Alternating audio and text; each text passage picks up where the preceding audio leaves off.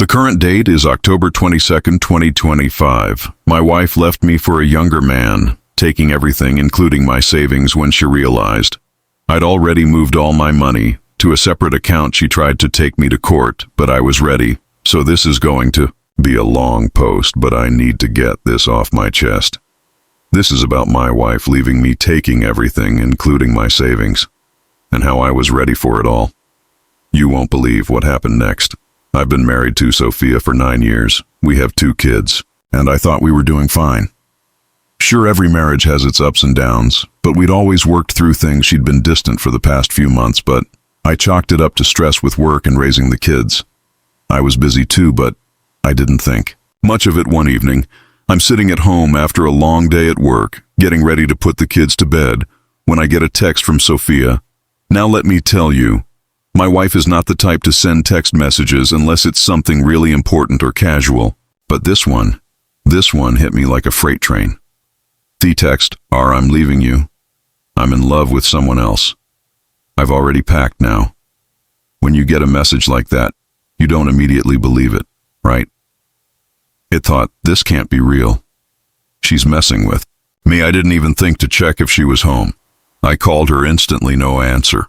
I called again, nothing. I started pacing around the house trying to make sense of it. My mind was racing.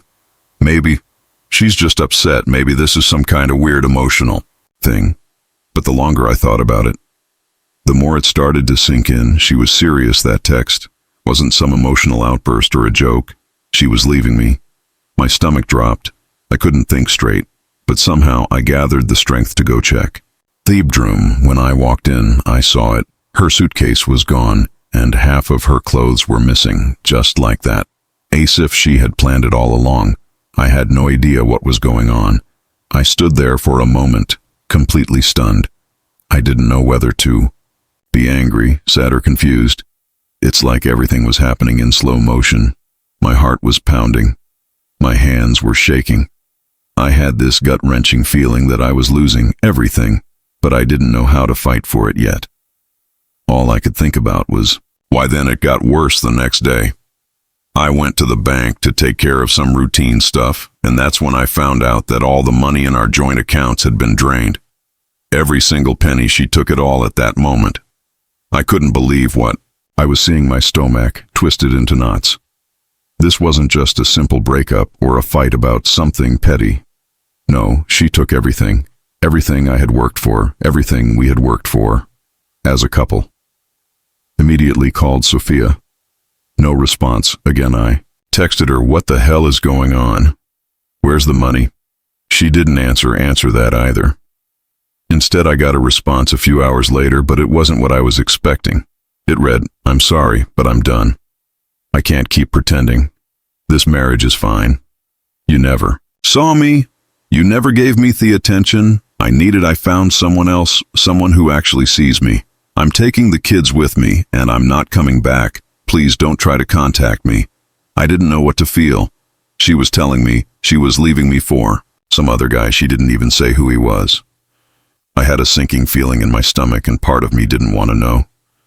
No, it felt like something inside of me was being gripped apart. For all the years we spent together, I never imagined this. I spent the whole night sitting in the living room just staring at my phone.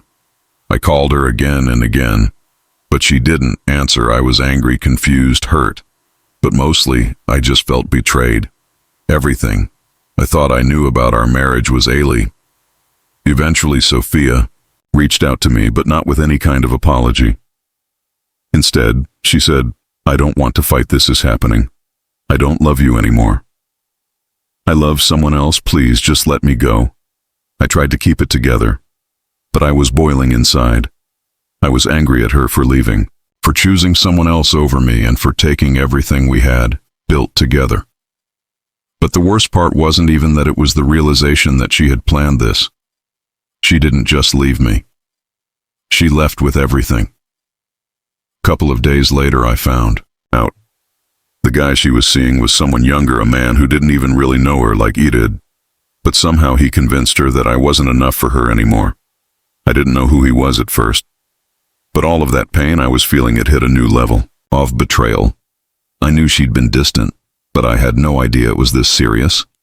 It hot we had more time she had taken. Everything, my savings, the money I had worked hard for. And now she had my kids. I felt like I had been blindsided, completely caught off guard. And that's when I realized something. I wasn't just losing my wife. I was losing the future. The thought I had with her, and I didn't even see it coming. I spent the next few days just trying to process everything. How could she do this to me? How could she leave so easily? And the more I thought about it, the angrier I became. She'd played me. She was ready to leave, and she'd already made plans with this younger guy. But what hurt the most was how easy it seemed to her. As much as I was reeling from the shock of everything, something inside of me clicked. I was done being blindsided. I knew I had to act, and I wasn't going to sit back and let her take everything without a fight update.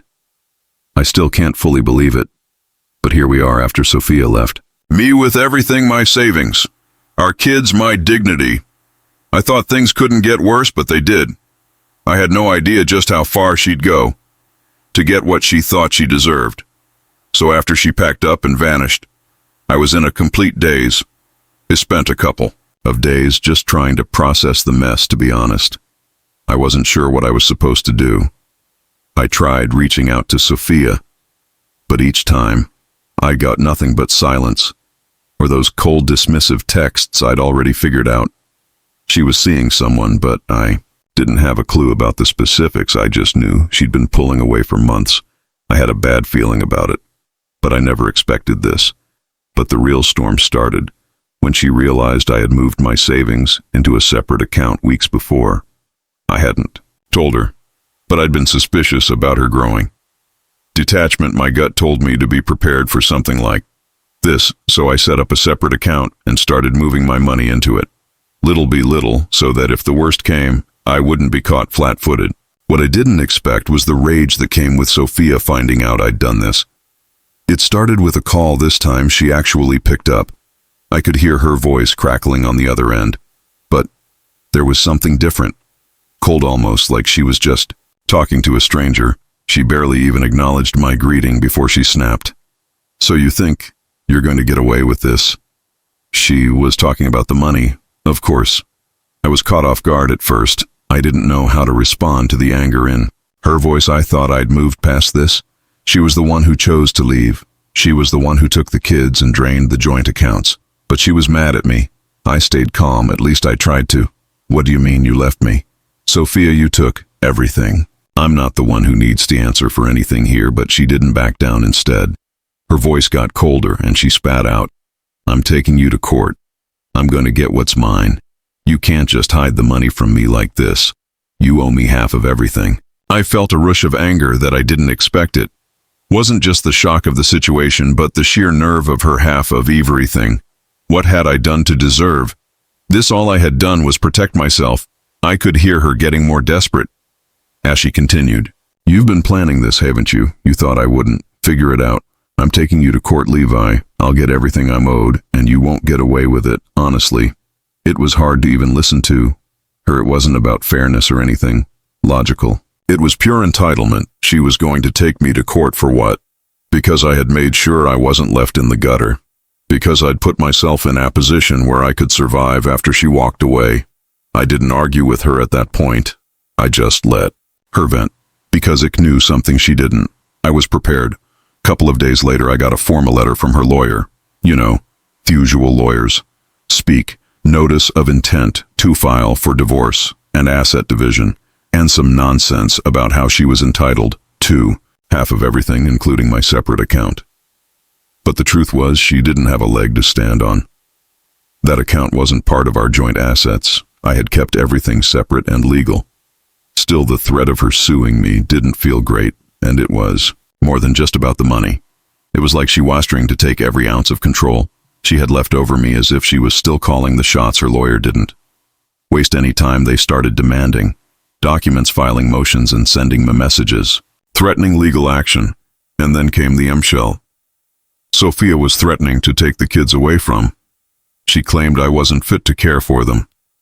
Despite the fact that I had been their primary caregiver for most of their lives, it made my blood boil. She'd taken everything from me already, And now she was trying to take my kids too.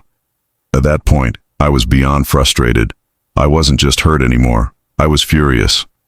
Not only had she left me for another guy and taken our money, but now she was trying to destroy me legally. I started questioning everything about our marriage. Was this who she was the whole time? How had I been so blind? But I wasn't going to just let her have her way. I knew this was coming. I knew I had to be strategic, and I immediately contacted my lawyer, and we started gathering everything to counter her claims. I wasn't going to just roll over and let her walk away with everything. I knew I couldn't get my kids back easily, but I was sure as hell going to make sure she didn't get everything I had worked for. I started thinking about how I'd protect my assets, my children, and my future. This wasn't going to be a simple divorce. This was going to be a battle. The whole situation was eating me up, but I couldn't let it consume me. I had to stay focused. I had to fight back. I wasn't about to let Sophia walk all over me like this. She might have thought she had control, but I had a plan, and soon enough I would realize just how far Sophia was willing to go to take everything from me. Final update. Okay, so here we are, the final chapter of this wild ride. After all the emotional chaos, the legal threats, and the endless accusations, I thought I'd seen it all, but believe me, what happened in court, you wouldn't believe it if I told you by this point. I had already gathered everything I needed for the battle ahead. Sophia had been on the warpath ever since she found out about the askreddit account, and she wasn't backing down. Her lawyer was relentless, firing off legal threats and constantly pushing for more. I had been ready for this, but nothing really prepares you for the emotional toll of facing off with the person you thought you knew. We finally got to the point where the court date arrived. I had my lawyer, an experienced guy who had been through his fair share of messy divorces, and I was feeling as prepared as I could be. But even with all the prep, I still didn't know what to expect. All I knew was that Sophia was out for blood, and she was going to fight like hell to get everything she could. Money, the kids, whatever she could take from me. The first few hours were standard. Both sides argued over asset division. Sophia's lawyer tried to paint me as some kind of monster who had stolen everything and kept it hidden. They accused me of being deceitful and secretive about the finances. The whole thing felt like a circus at times. I'd never been in court before, and let me tell you, it's not anything like what you see on TV. It's long, tedious, and full of legal jargon that made me zone out for a good portion of it. Then came the part that I knew was coming. The custody battle. Sophia was pushing hard for full custody of the kids, claiming that I wasn't fit to be their primary caregiver. I couldn't believe it. I had spent years raising them, working from home, to Bether for every soccer game, every school play, every family event. And now she was trying to make it sound like I was some absentee father who didn't deserve a role in their lives. But here's the thing. When I heard her lawyer making these outrageous claims, something hit me Sophia hadn't expected. The twist I had in store, you see, in all the mess.